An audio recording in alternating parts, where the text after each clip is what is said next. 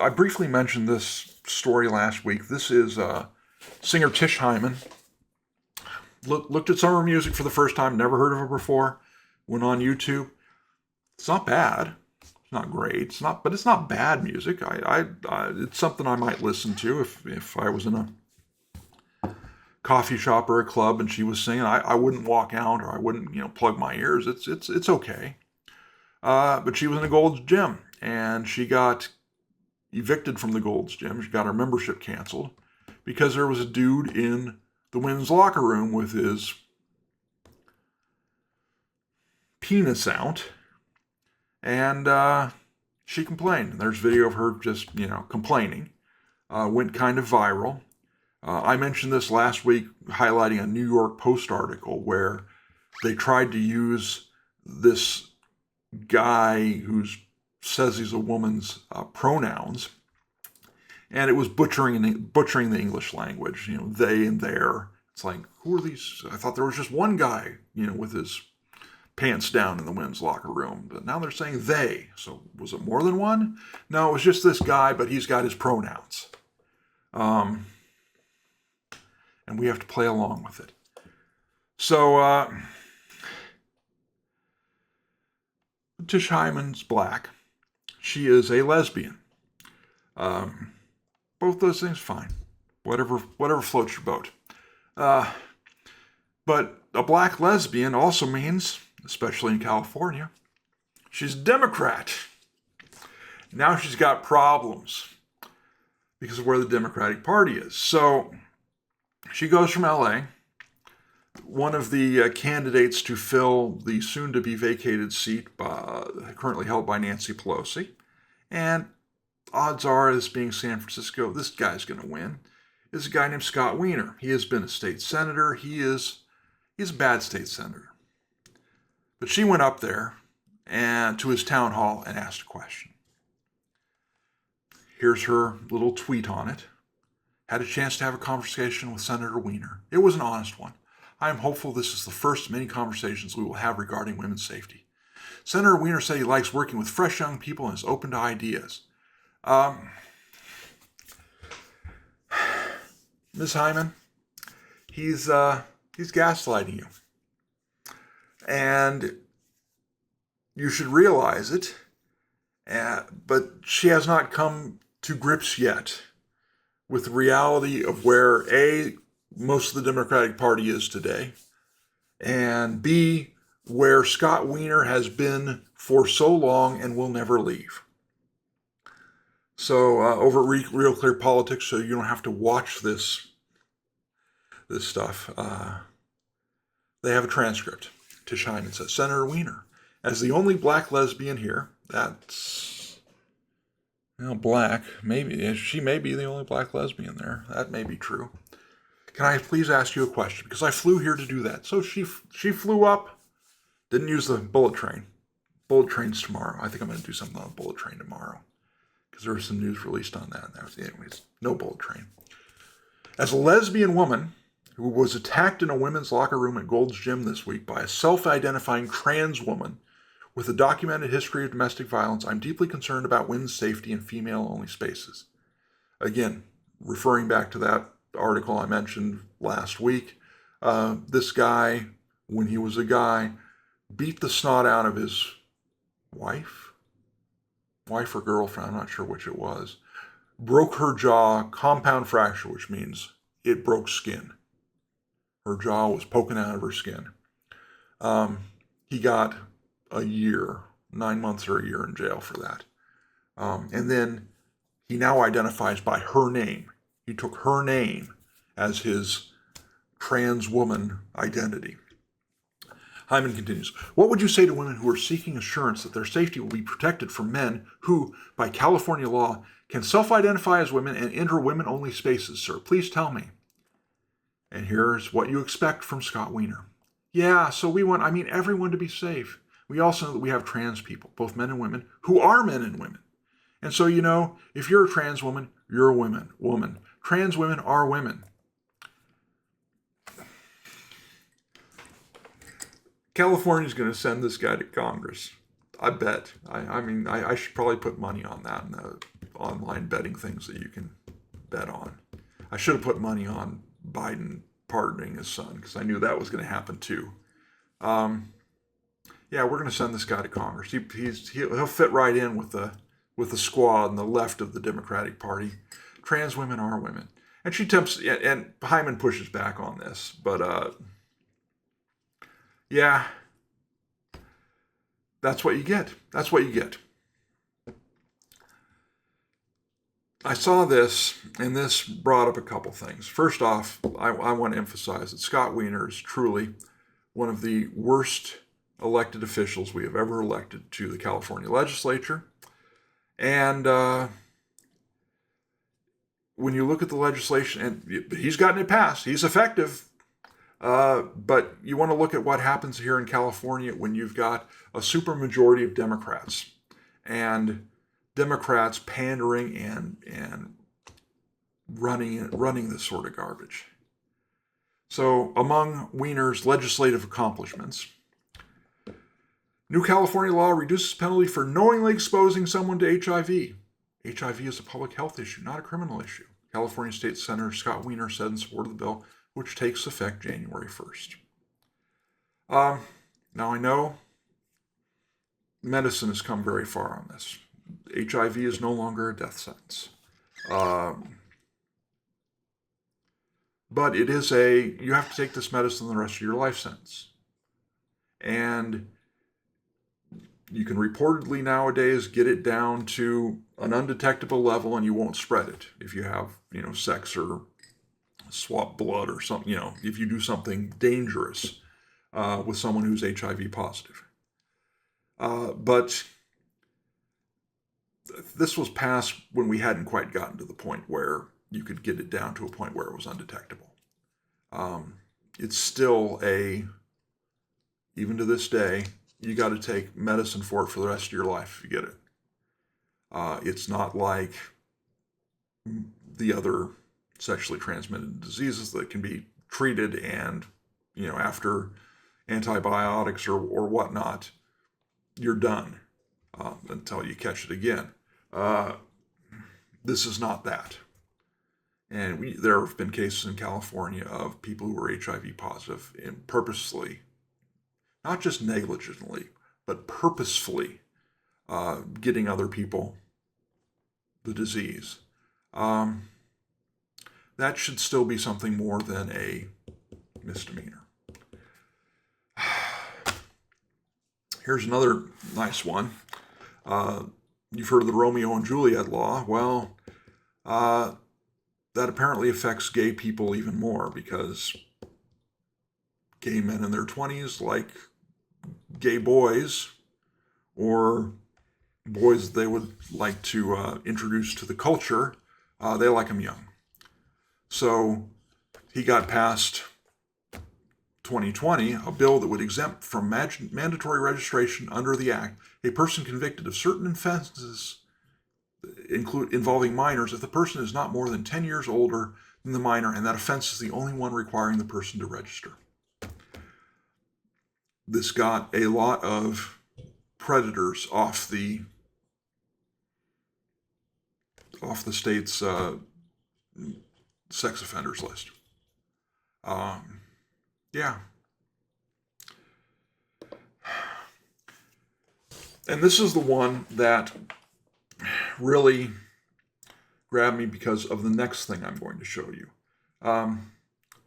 Senate Bill 357, this was passed and signed by Governor Gavin Newsom, classy guy.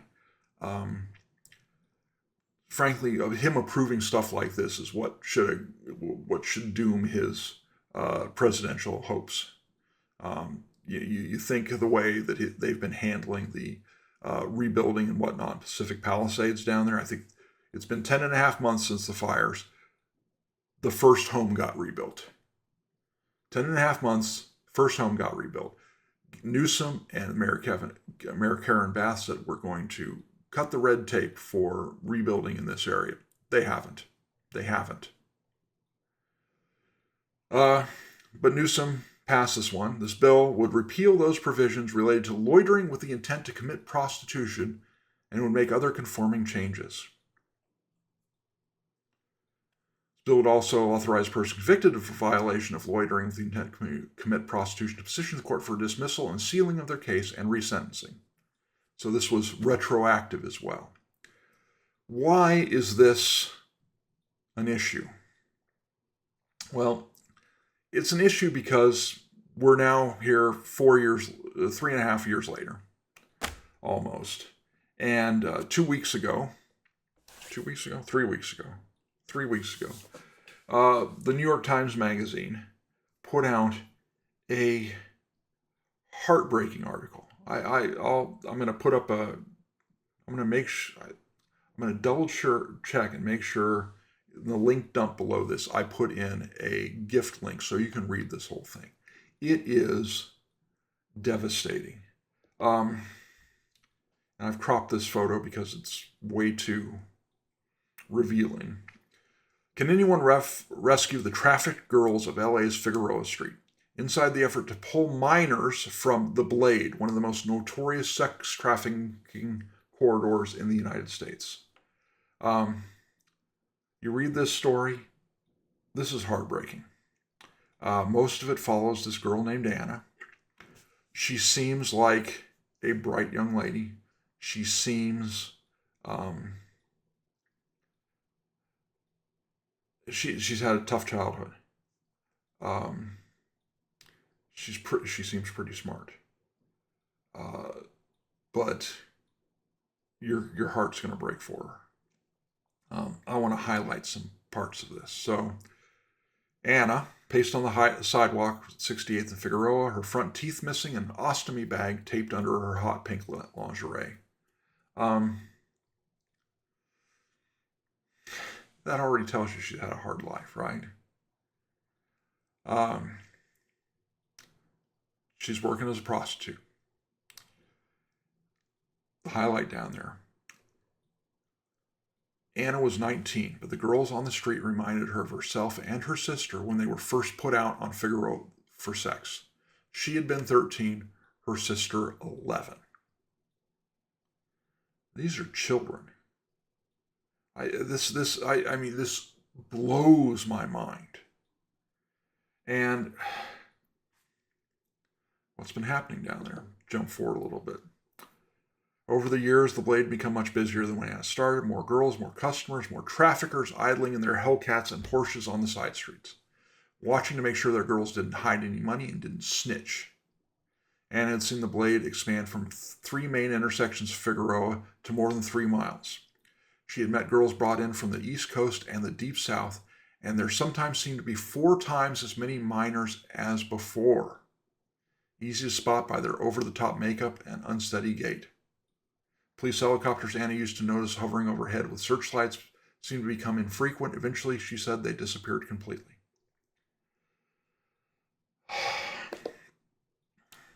For the 77th Street Division, which covers the northern half of the Figueroa corridor, prostitution had always been a problem, but in recent years, the officers had seen the magnitude of child sex trafficking explode.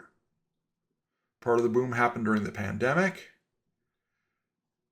Many girls out of school and immersed in social media where traffickers lurk. Teachers who would ordinarily follow up on absences or report signs of neglect could not. Why?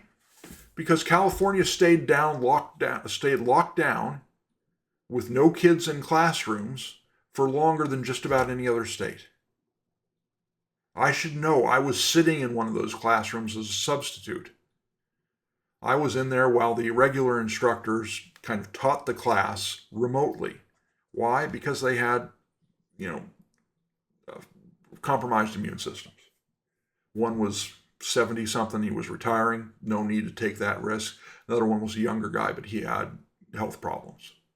And so I was the person who sat in the classroom. I'd help teach sometimes, but yeah, kids fall through the cracks, especially in a district as big as LA's.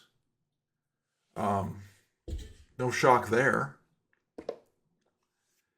As trafficking grew, the means to deal with it shrank. In 2021, the police department's Central Human Trafficking Unit was disbanded following budget cuts. Good job getting your priorities straight there, Los Angeles. And then here's the kicker. Here's where we get Scott Weiner and Gavin Newsom. Their jobs grew even more challenging when California repealed the law allowing police to arrest women who loitered with the intent to engage in prostitution. It was intended to prevent profiling of black, brown, and trans women based upon how they dress. But when it was implemented in January 2023, the thing I showed you said it was passed in July of 2022. Most laws, if they aren't an emergency, then take effect January of the following year, January 1st of the following year. So, implemented in January 2023, the effect was that uniformed officers could no longer apprehend groups of girls in lingerie on Figueroa, hoping to recover minors among them. Now officers needed to be willing to swear they had reason to suspect each girl was underage. But with fake eyelashes and wigs, it was nearly impossible to tell. One girl told Vice officers that her trafficker had explained things succinctly. "We run Figueroa now," he said.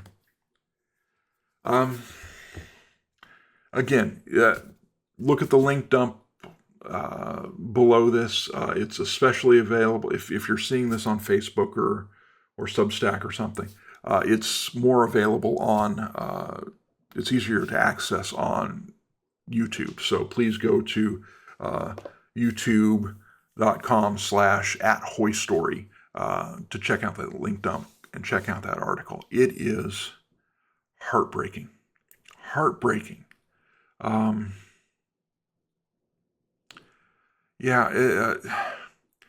Anna's story may have a happy ending. Maybe it does, maybe it doesn't. It's way too early to tell. There are people out there who are trying to save these girls. Pray for them. Pray for them. But as hard as it is to do, I really do encourage you to check out that New York Times Magazine article. Sadly, that's what Scott Weiner and Gavin Newsom have wrought. They've made it more difficult. Let's reduce the stigma from sex work. Well, congratulations, you've empowered sex traffickers. You're willing to sacrifice young girls, and in some cases young boys, to sex traffickers to do what they do their evil. Shouldn't be a shock. Unintended consequences. Shouldn't be a shock. It's happened time and time again. This sort of thing should absolutely destroy their political careers. It will not. You know what you're going to get. Thanks for watching this clip from the Hoystory On Air broadcast. I encourage you to follow me on Substack, Twitter, Facebook, and YouTube. I want to thank you for your support, and please feel free to watch another video or 2 or 3.